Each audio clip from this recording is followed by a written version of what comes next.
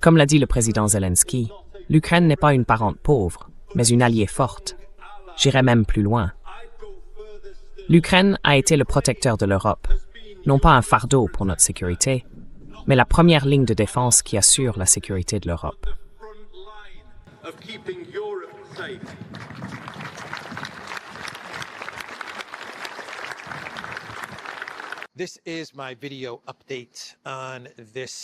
Voici ma mise à jour vidéo en ce lundi après-midi 24 août depuis Limassol à Chypre. Parlons de quelques actualités et commençons par le jour J économique, annoncé il y a quelques jours par le président américain Trump. Le jour J économique contre l'Iran. Selon les informations, plus tard dans la journée, probablement au moment où je publierai cette vidéo, nous aurons tous les détails sur ce jour J économique, tels qu'ils seront présentés par le secrétaire au Trésor, Scott Bessent. Bessent publiera aujourd'hui une déclaration qui nous donnera toutes les informations sur le jour J économique, l'opération visant à couler l'économie iranienne et à obtenir un changement de régime. Le jour J économique. Le jour J économique.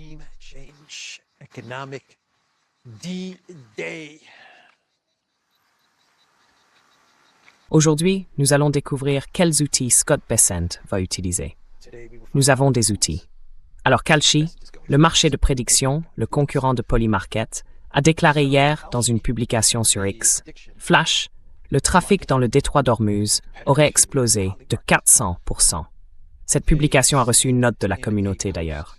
Mais 400%, waouh, c'est énorme, énorme comme trafic dans le détroit d'Ormuz. Une hausse de 400%, une explosion de 400%. Ce n'était probablement pas le meilleur choix de mots de la part de Kalshi. Mais 400%, ça veut essentiellement dire qu'on est passé de 0 pétrolier traversant le détroit d'Ormuz à 400%. C'est ce que dit la note de la communauté. Elle précise, le trafic dans le détroit d'Ormuz a fortement augmenté d'une semaine sur l'autre, après avoir été quasiment à l'arrêt, mais il reste inférieur de 80 à 90% aux moyennes quotidiennes d'avant le conflit, qui dépassaient les 100 navires.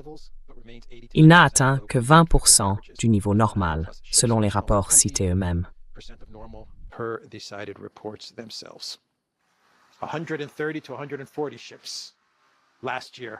Entre 130 et 140 navires traversaient le détroit d'Ormuz chaque jour l'année dernière. Entre 130 et 140 navires. Donc de 0 à 4, ça fait 400%. Tout le monde. J'ai vu hier un mème sur X que j'ai trouvé très malin, très drôle. C'est une nouvelle version d'un mème de Trump avec le détroit d'Ormuz, la carte du détroit et le titre « Nouveau territoire américain ». Ce mème reprend exactement la même carte avec le titre « Nouveau territoire américain ». Et juste en dessous, il est écrit « Flash, la femme d'un pêcheur iranien accouche dans le détroit d'Ormuz ». Et revendique la citoyenneté américaine de naissance pour son fils.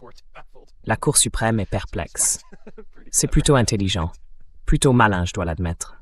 Bon, parlons du projet Ukraine. Tout ça est nouveau, au fait. Ils ont entièrement refait cette place. Il y a toutes sortes de tavernes chypriotes ici. Et quelques bars, d'autres restaurants.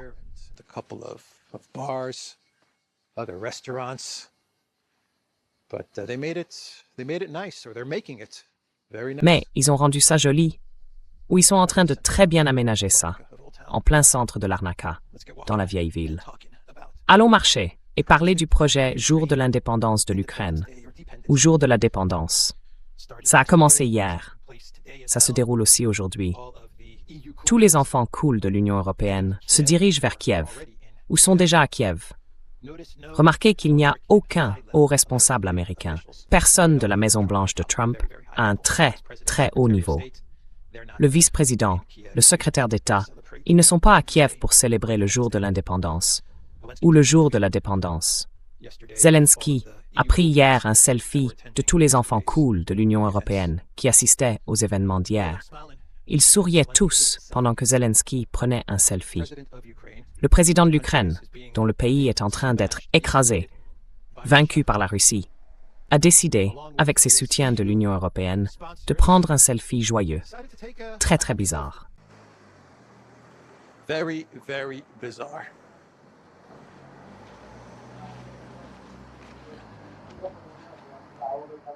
The street art is super nice. Le street art est vraiment sympa. Les graffitis, beaucoup moins. Mais un dirigeant est bien arrivé à Kiev aujourd'hui pour son premier déplacement officiel à l'étranger. Ce n'est autre que le Verminator, Andy Burnham. Il est à Kiev. Il a pris le train de minuit qui va n'importe où et il est arrivé à Kiev. Vous le saviez. Nous le savions tous. Burnham n'allait pas pouvoir résister à ce Zelensky numéro 5. C'est enivrant. Il n'a pas serré Zelensky dans ses bras quand Zelensky était au Royaume-Uni. Mais vous savez, il a goûté, il a senti ce Zelensky numéro 5. Et depuis, il n'arrive plus à se le sortir de la tête. Je n'arrive pas à sortir cette odeur de ma tête. Je n'arrive pas à oublier cette odeur. Il m'en faut plus. Il me faut encore de ce Zelensky numéro 5. Je dois serrer le gobelin vert dans mes bras. Gov.uk a publié un message sur son site. La Grande-Bretagne est à 100% derrière vous. Le Premier ministre Andy Burnham se rend à Kiev le jour de l'indépendance de l'Ukraine pour son premier déplacement international.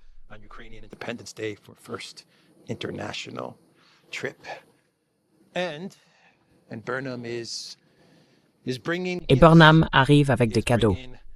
Il apporte à l'Ukraine des informations sur les armements, sur les missiles Scalp, des informations classifiées sur les missiles Storm Shadow pour qu'elle puisse fabriquer des missiles Scalp avec la France. Autrement dit, les missiles Scalp seront fabriqués en France et l'Ukraine participe à ce partenariat d'une manière ou d'une autre. Eh bien, c'est comme ça qu'ils obtiennent les fonds de l'Union européenne. Je l'ai dit de nombreuses fois. Pour être éligible aux fonds occultes pour les armes de l'UE qu'Ursula a créées, il faut avoir une sorte de composante ukrainienne façon Oblin vert. Donc Burnham va transmettre les données classifiées à l'Ukraine. Le récit, c'est que l'Ukraine peut maintenant examiner ces données classifiées et commencer à fabriquer des missiles Scalp. Et cela se fera en coopération avec la France, en France.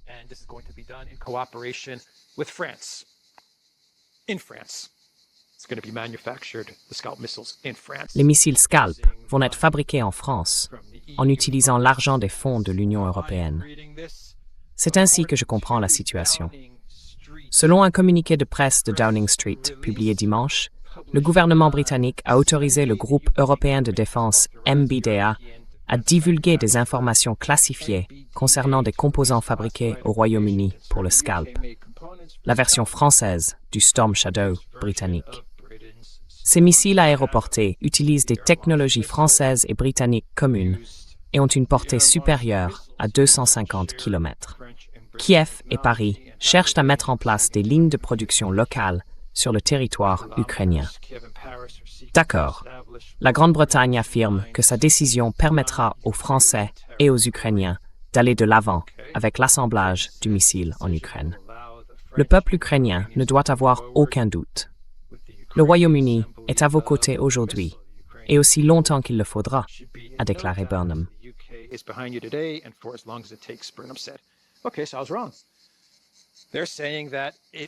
D'accord. Donc j'avais tort. Ils disent que cela permettra à l'Ukraine de mettre en place une production sur le territoire ukrainien. Je n'y crois pas. Concrètement, comment ça va marcher? Comment ça va marcher? Ils vont construire une usine pour fabriquer des missiles Scalp, et les Russes vont simplement rester là à regarder et laisser faire. Non, ces missiles seront fabriqués en France, puis envoyés en Ukraine. On collera une étiquette sur les missiles qui les rendra alors ukrainiens. Et voilà. Vous vous souvenez de ce qu'a dit Annalena Baerbock quand elle était ministre des Affaires étrangères en Allemagne, il y a 3 ou 4 ans? Elle disait que les chars Léopard, une fois donnés à l'Ukraine, ne sont plus des chars Léopard allemands. Ce sont des chars Léopard ukrainiens.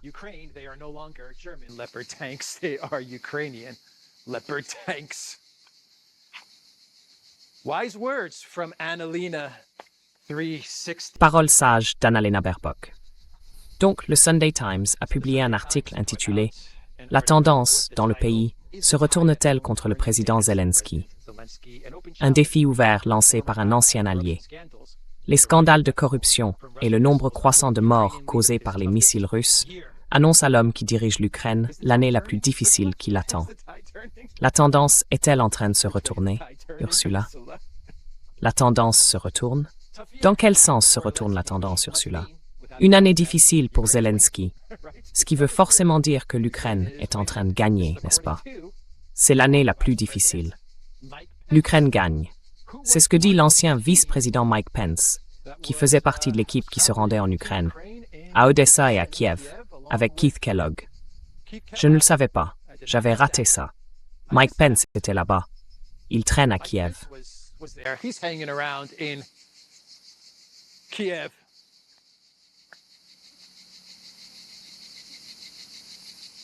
And Mike Pence met with le Gobelin Vert. Et Mike Pence a rencontré le Gobelin Vert.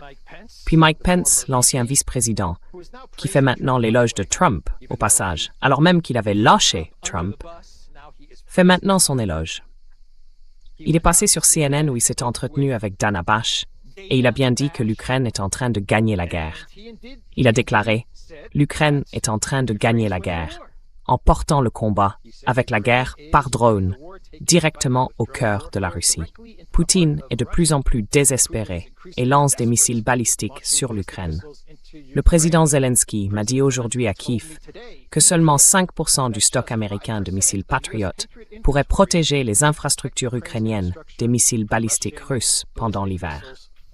5% de 1000. C'est le dernier chiffre dont nous disposons concernant les stocks américains, le nombre réel d'intercepteurs Patriot qu'ils ont. 1000. 5% de 1000. Ça tiendrait à l'Ukraine environ 1 heure.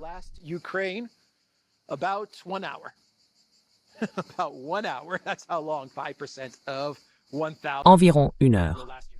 C'est le temps que dureront pour l'Ukraine 5% des stocks américains de Patriot sur 1000.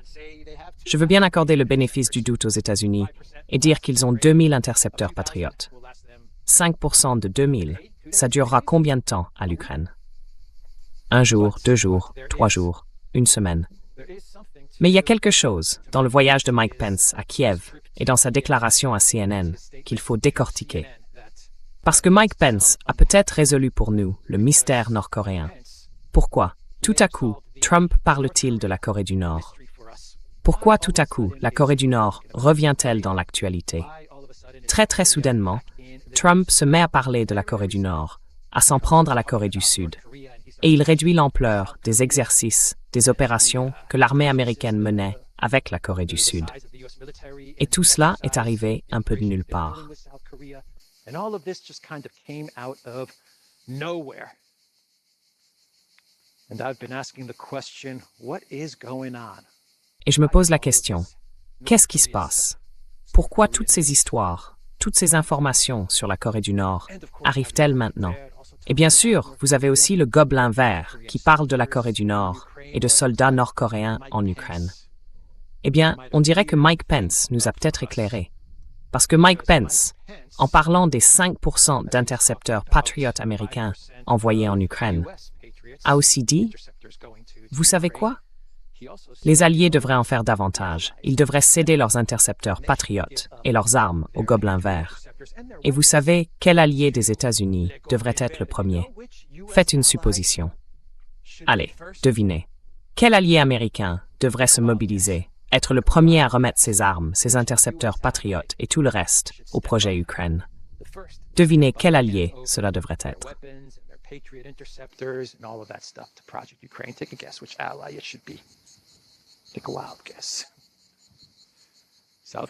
Devinez un peu. La Corée du Sud. Oui, la Corée du Sud. Dimanche, Pence a semblé laisser entendre que la Corée du Sud pourrait commencer à reconstruire une relation forte avec les États-Unis si elle aidait l'Ukraine. La Corée du Sud possède des intercepteurs très sophistiqués. Et compte tenu des échanges entre le président et la Corée du Sud cette semaine, cela pourrait être l'occasion pour le président Lee de se manifester et de mettre ses intercepteurs immédiatement à la disposition des États-Unis, afin qu'ils soient déployés soit au Moyen-Orient, soit ici, en Ukraine, a déclaré Pence. La Corée du Nord a fourni des troupes pour combattre aux côtés des troupes russes contre l'Ukraine. Voilà ce que dit Mike Pence. Si la Corée du Sud veut réparer sa relation avec les États-Unis, Alors la bonne chose à faire pour elle serait de remettre ses armes, ses intercepteurs. Would be to hand over their weapons, their interceptors.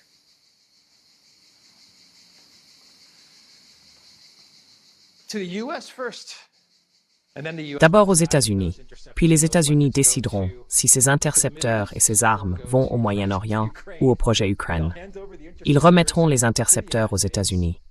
Les États-Unis vendront ensuite les armes sud-coréennes aux Européens, à l'OTAN, et l'OTAN donnera ensuite ses armes aux Gobelins verts. Donc je pense qu'on a résolu le mystère nord-coréen. C'est pour ça que Trump a lancé tout ce scandale avec la Corée du Sud. Et Kim Jong-un, c'est mon copain, mon pote. Je n'ai aucun différend avec lui, et j'aimerais le rencontrer. La Corée du Sud, vous feriez mieux de vous ressaisir et de changer votre comportement et votre attitude envers les États-Unis. Maintenant, on comprend de quoi il s'agit. Ils veulent les armes de la Corée du Sud. They want the weapons from South Korea. That's what they want. If you don't give up the weapons, well then. C'est ce qu'ils veulent. Si vous ne renoncez pas aux armes, alors vous pourriez avoir des problèmes avec la Corée du Nord. Ou alors, on pourrait décider de devenir très copain avec Kim Jong-un pour remettre ses armes. Un journaliste a interrogé Trump sur le marché obligataire, les taux d'intérêt et les bons du Trésor américain. Et Trump a répondu au journaliste, c'est la deuxième fois qu'il le dit, il a dit, « Vous savez quoi? Nous avons l'armée américaine qui peut intervenir. Oubliez Scott Bessent, oubliez ses interventions. Nous avons l'armée américaine. Donc si vous vendez des bons du Trésor américain, l'armée américaine. Si vous n'achetez pas de bons du Trésor américain, l'armée américaine. Avez-vous demandé au secrétaire Bessent d'intervenir sur le marché obligataire?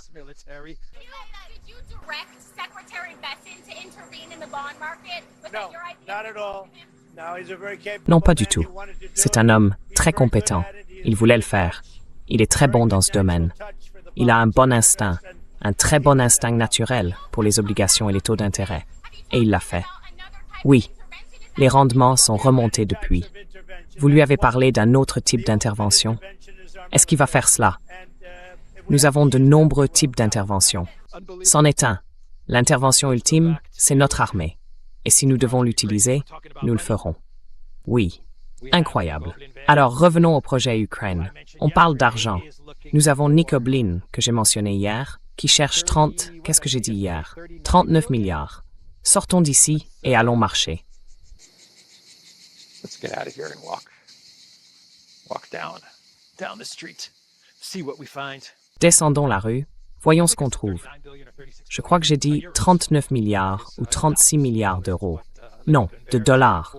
C'est ce que le Gobelin vert cherche. Rien que pour 2026, le déficit budgétaire. Environ 30 milliards d'euros. Voilà ce que c'est. 30 milliards d'euros, quel que soit l'équivalent en dollars américains. C'est le déficit budgétaire pour 2026. Et on n'a même pas encore abordé 2027. Le Gobelin vert publie sur X que l'armée a aussi besoin de 27 milliards de dollars. C'est ce qu'il a dit. En plus, le ministère ukrainien de la Défense a actuellement un déficit budgétaire de 27 milliards de dollars. Au début de l'année, le ministère a décidé d'utiliser, pendant le premier semestre, des fonds qui étaient censés être versés au second semestre.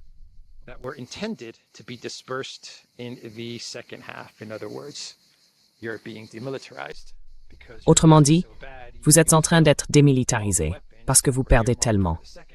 Vous avez utilisé toutes les armes qui étaient prévues pour la deuxième moitié de l'année. Vous les avez utilisées pendant la première moitié de l'année parce que la Russie détruit et démantèle toutes les armes de l'Occident collectif à un rythme record. Et maintenant, il vous en faut davantage. Et maintenant, il vous en faut davantage.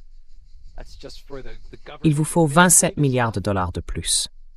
Donc 30 milliards d'euros, c'est uniquement pour le fonctionnement administratif du gouvernement et 27 milliards de dollars pour l'armée et les armes. Ursula a déjà approuvé 6 milliards d'euros, mais elle est très très loin du compte. Très loin du compte. Allez Ursula. Trouvons un peu de cet argent des SMS avec Bourla. Donnons-le au Gobelin vert. Allez Ursula. Le Gobelin vert, come on Ursula. Reach deep in those pockets. Let's get that text Allez, fouillez bien au fond de vos poches. Envoyons ce message. Ouf, de l'argent au gobelin vert. Bref, Zelensky demande plus d'argent. Je suis choqué. Je suis choqué. Je n'aurais jamais cru voir le jour où le gobelin vert demanderait plus d'argent. Dites-moi que ce n'est pas vrai. Qu'est-ce qui se passe dans le monde pour que le gobelin vert demande plus d'argent? Où en sommes-nous arrivés? Bref, continuons. Et allons au Royaume-Uni. Ou le Sunday Times, ou est-ce que ça s'appelle The Times? Ils ont publié une interview, un article, où ils expliquent que l'ambassadeur russe au Royaume-Uni n'est plus à son poste et qu'il n'a pas été remplacé. En fait, la mission de l'ambassadeur russe au Royaume-Uni a pris fin le 21 juillet. On July the 21st. He's been ambassador for 7 years, so it's about time. Il est ambassadeur depuis 7 ans, donc il est grand temps que sa mission prenne fin. 7 ans, c'est long pour rester à un même poste en tant qu'ambassadeur. 7 ou 8 ans, c'est généralement la fin d'une mission. Habituellement, une mission dure environ 4 ans, peut-être 5 ans, pour un ambassadeur. Parfois, elle est prolongée à 7 ou 8 ans, mais pas au-delà. Et donc, il n'y a pas de remplaçant. Aucun ambassadeur de Russie au Royaume-Uni n'a été annoncé. Et beaucoup de gens y voient un signe très inquiétant. C'en est un. C'est un signe inquiétant. Cela montre bien que la relation entre les deux pays a effectivement touché le fond. Mais la Russie pourrait nommer un ambassadeur par l'intermédiaire du ministère des Affaires étrangères.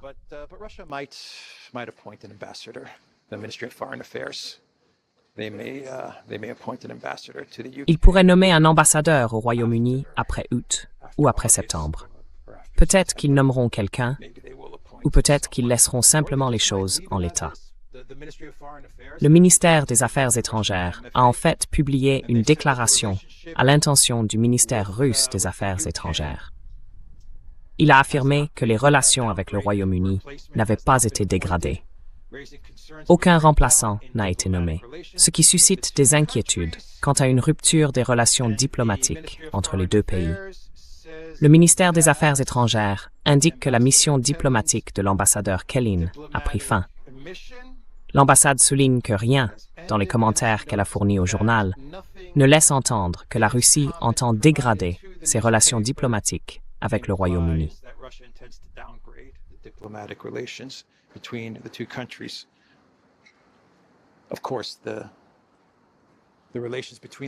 Bien sûr, quand on y pense, les relations entre les deux pays ne peuvent pas vraiment se dégrader davantage. Quoi qu'il en soit, c'est la déclaration du ministère des Affaires étrangères concernant l'ambassadeur britannique, ou l'ancien ambassadeur britannique, l'ambassadeur russe au Royaume-Uni.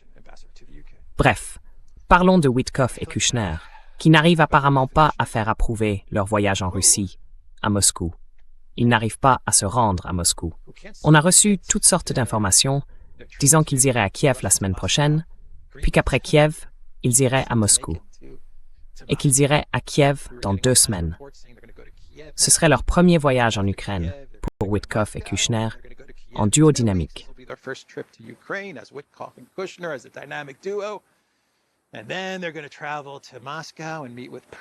Et puis, ils vont se rendre à Moscou et rencontrer Poutine. Et ça a duré comme ça pendant la majeure partie d'un mois. Mais maintenant, la Russie change de discours. Peskov et le Kremlin disaient « Vous savez, Witkoff et Kushner, aucune date n'a été fixée, mais ils ont toujours été disposés à discuter. » C'était le message venu du Kremlin. Ils disaient même qu'un voyage était possible, qu'un déplacement de Witkoff et Kushner allait avoir lieu, qu'il se profilait à l'horizon. Mais maintenant, le Kremlin dit « Non, aucun voyage n'est possible. » Tout a été reporté. La visite a peu de chances d'avoir lieu avant la fin août, selon des sources. Et elle est reportée encore et encore et encore. Un message aux États-Unis et au président Trump.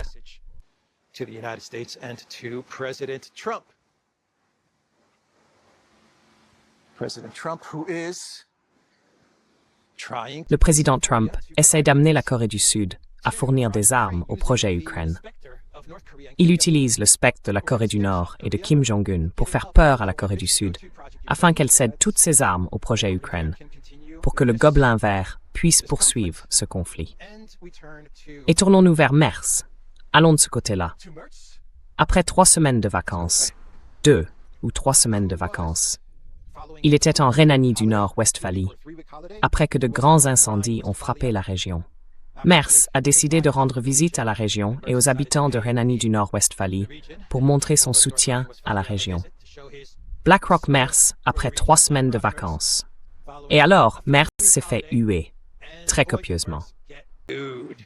He got booed big time. Yeah.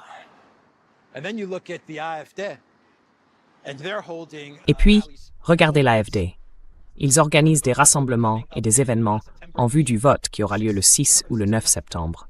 Et les foules qui viennent soutenir l'AfD sont énormes, absolument énormes. L'AfD va remporter les élections qui arrivent en Saxe, n'est-ce pas? Et la mobilisation est tout simplement massive. Merz se fait huer. L'AfD est acclamée. Et je suis sûr que ça fait flipper les petits malins mondialistes. Il est temps de sortir les outils, Ursula. Trop tard pour sortir les outils contre l'AfD. Ils sont trop grands. Tout simplement trop grands. Et ça nous amène au monde des clones.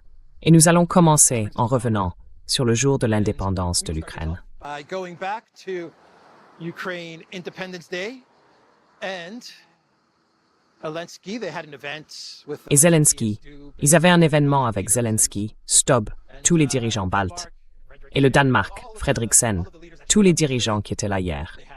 Ils ont fait cet événement où chacun a prononcé son petit discours, aussi longtemps qu'il le faudra et tout ça. Et Zelensky a décidé que c'était le bon moment pour faire un discours, pour déclarer que l'Ukraine n'avait rien à voir avec Nord Stream. Écoutez, Zelensky est un bon acteur, je le lui accorde. C'est un bon acteur, mais là c'était l'une de ses pires prestations. L'une de ses pires prestations. On aurait dit un otage, vous voyez, forcé de dire que l'Ukraine n'avait rien à voir avec Nord Stream. C'était mauvais, vraiment mauvais. Il avait réellement l'air effrayé et apeuré en disant ça. L'Ukraine n'avait rien à voir avec Nord Stream. Ukraine had nothing to do with Nord Stream. Ukraine has officially never participated. L'Ukraine n'a officiellement jamais participé à une quelconque opération visant à saboter Nord Stream 2. Nous en avons discuté et ce n'est pas la première fois que nous en parlons avec la partie allemande. Ils savent parfaitement que l'Ukraine n'était derrière ni l'exécution ni la planification de l'opération. Nous n'y étions pour rien. Maintenant, je pense que vous y étiez pour quelque chose. Ah oui, peu importe. Vraiment, peu importe. Parce que c'est la faute de l'Allemagne. Qu'a dit Donald Tusk? C'est la faute du pays qui l'a construit, pas la faute de ceux qui l'ont fait exploser. Vous auriez dû commencer par ça, Zelensky. Vous auriez dû dire que c'est entièrement la faute de l'Allemagne parce qu'ils l'ont construit. C'est ça? You should have said it's all Germany's fault because they built it. Right? Who cares about who blew it up? Who cares if we blew it up? Qui se soucie de savoir qui l'a fait exploser? Qui se soucie de savoir si c'est nous qui l'avons fait exploser? Qui s'en soucie? Monsieur Merz et le pirate Scholz sont à blâmer parce qu'ils l'ont construit. Et Madame Merkel aussi. Oui, c'est ce qu'a dit Tusk. Il aurait dû s'en tenir à ça. On voyait bien qu'on le forçait à faire cette déclaration. On n'a rien à voir là-dedans. Croyez-moi, rien à voir là-dedans. C'était Gilligan, pas vrai, Podolyak. Oui, Monsieur le Président. Et n'oubliez pas Ginger. Ah oui, j'aime bien Ginger. Bref, voilà pour le premier monde de clones. Ensuite, on a eu Stubb, Stubbity Stubb, qui a pris la parole à cet événement, et il faisait son habituel travail de manipulation. Stubb s'est montré très discret ces 2 dernières semaines. Very quiet over the past couple of weeks. He became very quiet right after he declared that Ukraine. Il est devenu très discret, juste après avoir déclaré que l'Ukraine était victorieuse. C'est ce qu'il a dit. L'Ukraine a déjà gagné. Il a décidé de se taire, de ne rien dire. Il est resté silencieux pendant de très nombreuses semaines. Enfin, il est apparu à Kiev, et le Finlandais Stubb a déclaré « Je pense que beaucoup d'Européens, ainsi que d'Américains, doivent dépasser cette idée selon laquelle nous ferions, d'une certaine manière, de la charité pour l'Ukraine. C'était peut-être le cas au début, Mais aujourd'hui, nous apprenons davantage de l'Ukraine que l'Ukraine n'apprend de nous. C'est ça, l'Amérique. Donnez de l'argent à l'Ukraine, parce que ce n'est pas de la charité. Vous apprenez. C'est une expérience d'apprentissage. Alors donnez votre argent selon Stubb. Give up your money, according to Stubb. America and Europe. At first, it was a charity, according to Stubb. L'Amérique et l'Europe. Au début, c'était de la charité, selon Stubb. Au début, c'était de la charité. Les 500 milliards, c'était de la charité. Mais maintenant, tout tourne autour du savoir. Et Stubb adore le savoir. Et on se tourne vers le spectacle de clown qu'est le Telegraph britannique. Ils ont publié 2 articles. Le premier venait, je crois, de l'une de ces psychiatres ou psychologues spécialisés dans l'égalité entre les sexes. Je ne sais pas comment décrire l'autrice de cet article, mais si vous allez voir l'article et lisez sa biographie, vous comprendrez. Et elle a décidé de publier un article expliquant comment les femmes en Ukraine prennent les choses en main et combattent la campagne de Poutine.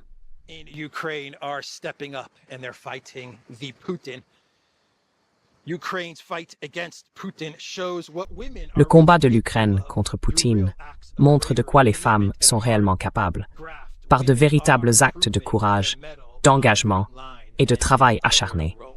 Les femmes font leurs preuves sur la ligne de front et dans d'autres rôles. C'est l'aveu que l'Ukraine manque d'hommes.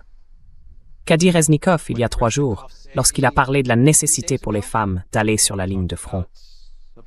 Qu'a-t-il dit? L'égalité entre les sexes? L'ancien ministre de la Défense, devenu ensuite ambassadeur au Royaume-Uni et qui vit maintenant aux États-Unis. Qu'a-t-il dit?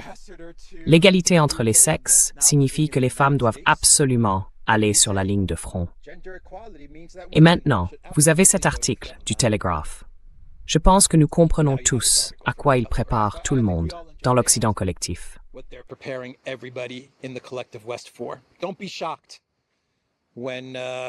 Ne soyez pas choqués quand des femmes seront envoyées sur la ligne de front.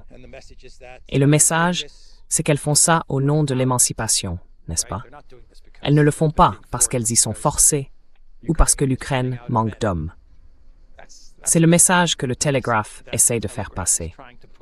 Et une fois de plus, le Telegraph publie un article intitulé « La Russie sabote des usines d'armement à travers l'Europe ».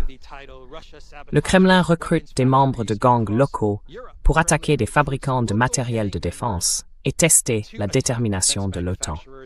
Donc, le Telegraph affirme que la Russie travaille avec des gangs pour saboter des usines d'armement. La Russie intensifierait une campagne clandestine de sabotage contre des usines européennes de défense qui fournissent l'Ukraine.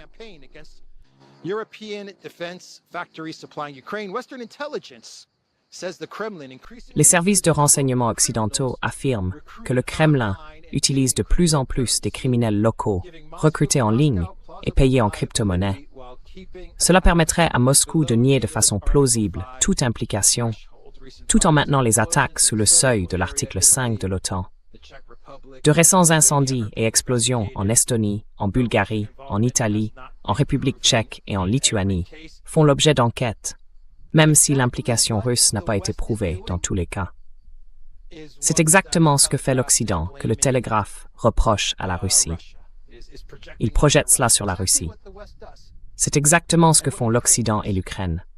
Ils trouvent des criminels en Russie, trouvent des gens à l'intérieur de la Russie, les payent en crypto-monnaie et ces personnes commettent des actes de terrorisme. Et c'est comme ça que cela fonctionne depuis 4 ans.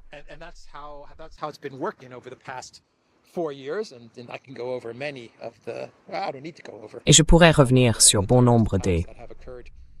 Je n'ai pas besoin d'énumérer tous les attentats terroristes qui ont eu lieu à l'intérieur de la Russie, visant des civils, des responsables militaires, des journalistes, des blogueurs, et ainsi de suite. Et c'est exactement comme le décrit le Telegraph, sauf qu'il l'attribue à la Russie. La crypto-monnaie, vous trouvez les gens, vous les recrutez, vous les payez en crypto-monnaie, et rien ne peut remonter jusqu'à l'OTAN. N'est-ce pas? Tout remonte à des Ukrainiens, qui finissent par arriver en Ukraine d'une manière ou d'une autre. Et parfois, comme dans le cas de ce qui s'est passé à Moscou, elle est retournée en Ukraine, mais elle a été effacée de l'attentat de Moscou. She got deleted from the Monaco bombing. Paid for in cryptocurrency. Right? Payé en crypto-monnaie, n'est-ce pas, par des responsables du renseignement ukrainien. Voilà l'histoire concernant l'attentat à la bombe à Moscou. Bref, c'est ce que dit The Telegraph. C'est ma vidéo pour aujourd'hui, theduran.locals.com. Nous sommes sur X, Rumble et Telegram. Allez sur la boutique The Duran. Prenez des produits dérivés comme ce t-shirt que je porte. Retrouvez-nous aussi sur Substack. Consultez-nous sur Substack. Si vous ne recevez pas les notifications de mes vidéos, inscrivez-vous à notre Substack. Abonnez-vous à notre Substack. Vous recevrez à 100% une notification quand je publierai une vidéo, quand Alexander publiera une vidéo, quand Duran publiera une vidéo. Elle arrivera dans votre boîte de réception à 100%. Et éclatez ce bouton « J'aime ». Faites exploser le hip. Et je vous retrouve tout demain. Prenez soin de vous. And I will see everybody tomorrow. Take care.